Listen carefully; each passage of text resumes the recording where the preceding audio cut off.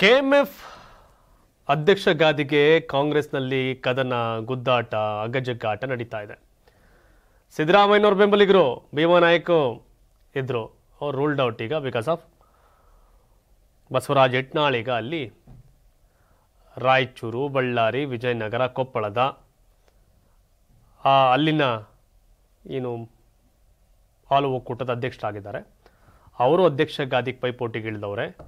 ಇನ್ನು ಮಾಲೂರು ನಂಜೇಗೌಡರು ಕೂಡ ಅಧ್ಯಕ್ಷ ಆಗಬೇಕು ನಿಂತವ್ರೆ. ಡಿ.ಕೆ. ಸುರೇಶ್ ಕೂಡ ಬಮೂಲ್ ಅಧ್ಯಕ್ಷರಾಗಿದ್ದಾರೆ.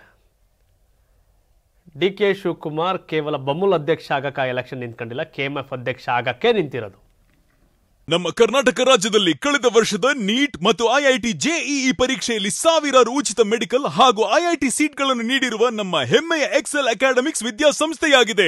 ಒಂದು ವರ್ಷದ ಲಾಂಗ್ ಟರ್ಮ್ ನೀಟ್, ಸಿಇಟಿ ಮತ್ತು ಐಐಟಿ ಜೆಇಇ ದಾಖಲಾತಿ ಪ್ರಾರಂಭವಾಗಿದೆ. ಮೆಡಿಕಲ್ ಅಂದರೆ ಎಕ್ಸೆಲ್, ಎಕ್ಸೆಲ್ ಅಂದ್ರೆ ಮೆಡಿಕಲ್. ನಂಜೇಗೌಡರು ನನಗಾಗಿ ಅಂತ ಹೇಳೋರು ನಾನು ಆಗ್ತೀನಿ ಅಂತ ಅವ್ರು ಹೇಳೋದು, ಯತ್ನಾಳವ್ರು ನಾನು ಆಗ್ತೀನಿ ಅನ್ನೋದು, ಇವೆಲ್ಲ ಇದೆಯಲ್ಲ, ಆಗಲ್ಲ. ಇನ್ನು ಭೀಮಾ ನಾಯಕ್ ಲಾಸ್ಟ್ ಟೈಮ್ ಆಗಿದ್ರು, ಮತ್ತೆ ನನಗೆ ಅವಕಾಶ ಇದೆ ನಾಮಿನೇಟ್ ಅವು ಇವು ಅಂತ ಹೇಳ್ತಾರೆ, ಅವೆಲ್ಲ ಸಾಧ್ಯ ಇಲ್ಲ, ರೂಲ್ಡ್ ಔಟ್. ಆದರೆ ಡಿ.ಕೆ. ಸುರೇಶ್ ವಿರುದ್ಧ ಬಸವರಾಜ್ ಯತ್ನಾಳ್ ಅವರು ಹಾಗೆ ಮಾಲೂರು ನಂಜೇಗೌಡರು ಇಬ್ಬರು ಕೆಎಂಎಫ್ ಅಧ್ಯಕ್ಷರಾಗಲು ಪೈಪೋಟಿಗೆ ಬಿದ್ದಿದ್ದಾರೆ. ಆದರೆ ಕೆಎಂಎಫ್ ಅಧ್ಯಕ್ಷರಾಗಿ ಅಂತಿಮವಾಗಿ ಡಿ.ಕೆ. ಸುರೇಶ್ ನೇಮಕ ಆಗ್ತಾರೆ ಅಥವಾ ಆಯ್ಕೆ ಆಗ್ತಾರೆ. ಯಾಕೆ ಅಂದರೆ 2 ವರ್ಷ ಕಾಂಗ್ರೆಸ್ನ ಸಂಸದರಾಗಿ ಬೆಂಗಳೂರು ಗ್ರಾಮಾಂತರದಲ್ಲಿ ಗೆದ್ದು ಮೊನ್ನೆ ಚುನಾವಣೆಯಲ್ಲಿ ಸೋತು ಮತ್ತೆ ಈಗ ಹೋಗ್ಬಿಟ್ಟು ಹಾಲು ಒಕ್ಕೂಟದ ಬಮೂಲ್ ಅಧ್ಯಕ್ಷರಾಗಿರೋದು. ಬರೀ ಬಮೂಲ್ಗೆ ಅಧ್ಯಕ್ಷರಾಗಿರೋಕ್ಕಲ್ಲ, ಕೆಎಂಎಫ್ ಅಧ್ಯಕ್ಷ ಆಗಕ್ಕೇನೆ ಡಿ.ಕೆ. ಸುರೇಶ್ ಚುನಾವಣೆ ಕಂಟೆಸ್ಟ್ ಮಾಡಿರೋದು. ಓಡಿದ್ರೆ ಬೆಟ್ಟನೇ ಹೊಡಿಬೇಕು ಅನ್ನೋರವರು, ಕಡಿಮೆ ಏನಲ್ಲ ಅವರು, ಅಣ್ಣ ತಮ್ಮ ಡಿ.ಕೆ. ಶಿವಕುಮಾರ್ ಅಂಡ್ ಡಿ.ಕೆ. ಸುರೇಶ್.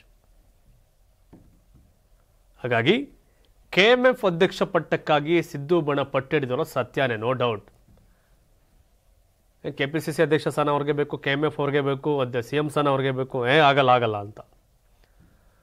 ಆದರೆ ಡಿ.ಕೆ. ಶಿವಕುಮಾರ್ ಹಠ ಬಿಡ್ತಾರೇನೋ ಗೊತ್ತಿಲ್ಲ, ಬಿಡ್ಬೋದೇನೋ. ಆದರೆ ಹಿಡಿದ ಹಠವನ್ನು, ಇಟ್ಟ ಗುರಿಯನ್ನು ಡಿ.ಕೆ. ಸುರೇಶ್ ತಲುಪ್ತಾರೆ. ಡಿ.ಕೆ. ಸುರೇಶ್ ಅವರ ಮೊದಲ ಸೋಲೆ ಮೊನ್ನೆ ಲೋಕಸಭಾ ಚುನಾವಣೆ. ಇವತ್ತೇನ ಡಿ.ಕೆ. ಶಿವಕುಮಾರ್ ಈ ಹಂತಕ್ಕೆ ಬಂದಿದ್ರೆ, ಡಿ.ಕೆ. ಶಿವಕುಮಾರ್ ಸೋಲಿಲ್ಲದ ಸರದಾರ ಅನ್ಸ್ಕೊಂಡಿದ್ರೆ, ಡಿ.ಕೆ. ಶಿವಕುಮಾರ್ ಇವತ್ತು DCM ಆಗಿದ್ರೆ ಅದಕ್ಕೆ ಒಂದು ರೀತಿಯ ಶಕ್ತಿ, ಅದು ಡಿ.ಕೆ. ಸುರೇಶ್. ಹಾಗಾಗಿ ಡಿ.ಕೆ. ಸುರೇಶ್ ಕೆಎಂಎಫ್ ಅಧ್ಯಕ್ಷ ಗಾದಿಗೆ ಕೂರಲೇಬೇಕು, ಅಧ್ಯಕ್ಷ ಆಗಲೇಬೇಕು ಅಂತ ಬಮೂಲ್ ಎಲೆಕ್ಷನ್ ಕಂಟೆಸ್ಟ್ ಮಾಡಿ ಬಮೂಲ್ ಅಧ್ಯಕ್ಷ ಆಗಿರೋದೀಗ ಹಾಲು ಒಕ್ಕೂಟಕ್ಕೆ ಚುನಾವಣೆಗೆ ನಿಂತು.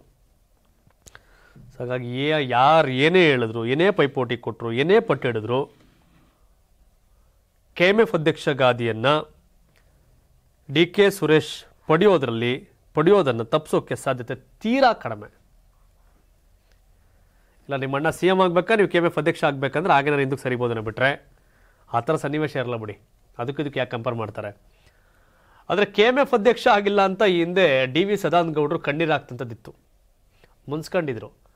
ಅದೇ ಕೆಎಂಎಫ್ ಅಧ್ಯಕ್ಷ ಸ್ಥಾನ ಸಿಕ್ಕಿಲ್ಲ ಅಂತ ನೊಂದುಕೊಂಡಂಥ ಸದಾನಂದ ಗೌಡ್ರನ್ನ ಕರ್ನಾಟಕದ ಮುಖ್ಯಮಂತ್ರಿಯನ್ನಾಗಿ ಮಾಡಿದ್ರು ಯಡಿಯೂರಪ್ಪನವ್ರ ಅವತ್ತಿಗೆ. ಹಾಗಾಗಿ ಯಾವ್ಯಾವ ಪಟ್ಟ ಯಾರ್ಯಾರು ಎಲ್ಲೆಲ್ಲಿ ಕೂರಿಸೋದೋ ಗೊತ್ತಿಲ್ಲ. ಹಿಂದೆ ದೇವೇಗೌಡರು ಮನೆಯವರು, ರೇವಣ್ಣವ್ರು ಅವೆಲ್ಲ ಪಟ್ಟ ಹಿಡ್ಕೊಂಡು ಕೂತ್ಕೊಂಡು ಆಗ್ತಿದ್ರು ಅವಕ್ಕೆಲ್ಲ. And Jarkiholi brothers, Balachandra Jarkiholi KMF ಅಧ್ಯಕ್ಷರಾಗಿದ್ದರು. ಯಡಿಯೂರಪ್ಪ ಸರ್ಕಾರ ಬಂದಾಗ ನೀವು ಮಂತ್ರಿ ಆಗಬೇಕಾ ಏನಾಗಬೇಕು ಅಂದಾಗ ಕೆಎಂಎಫ್ ಅಧ್ಯಕ್ಷರಾದ್ರು ಅವರು. ಅವ್ರ ಬ್ರದರ್ ರಮೇಶ್ ಜಾರಕಿಹೊಳಿ ಮಂತ್ರಿ ಆದರು. ಸೊ ಹಾಗಾಗಿ ಕೆಎಂಎಫ್ ಅಧ್ಯಕ್ಷ ಸ್ಥಾನ ಸಹಕಾರಿ ಕ್ಷೇತ್ರದ ಶಕ್ತಿಯುತವಾದಂಥ ಒಂದು ಪಟ್ಟ ಅದು.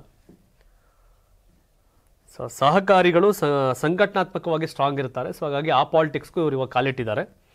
ಸೊ ಹಾಗಾಗಿ ಏನೇ ಪಟ್ಟಿಡ್ಕೊಂಡ್ರು, ಏನೇ ಹಠ ಮಾಡಿದ್ರು, ಸದ್ಯದ ಸನ್ನಿವೇಶದಲ್ಲಿ ಕೆಎಂಎಫ್ ಅಧ್ಯಕ್ಷ ಗಾದಿಯನ್ನು ಡಿ.ಕೆ. ಸುರೇಶ್ ಅವರಿಂದ ತಪ್ಪಿಸೋಕ್ಕೆ ಸಾಧ್ಯ ಇಲ್ಲ. ತಾವೇನು ಹೇಳ್ತೀರಿ? ಕೇವಲ ಬಮೂಲ್ನ ಅಧ್ಯಕ್ಷ ಆಗೋಕ್ಕೆ ಚುನಾವಣೆಗೆ ಬಂದರು ಡಿ.ಕೆ. ಸುರೇಶು.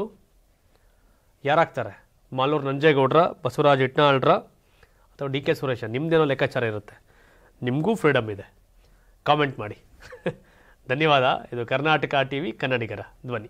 ನಮ್ಮ ಕರ್ನಾಟಕ ರಾಜ್ಯದಲ್ಲಿ ಕಳೆದ ವರ್ಷದ ನೀಟ್ ಮತ್ತು ಐಐಟಿ ಜೆಇಇ ಪರೀಕ್ಷೆಯಲ್ಲಿ ಸಾವಿರಾರು ಉಚಿತ ಮೆಡಿಕಲ್ ಹಾಗೂ ಐಐಟಿ ಸೀಟ್ಗಳನ್ನು ನೀಡಿರುವ ನಮ್ಮ ಹೆಮ್ಮೆಯ ಎಕ್ಸೆಲ್ ಅಕಾಡೆಮಿಕ್ಸ್ ವಿದ್ಯಾಸಂಸ್ಥೆಯಾಗಿದೆ.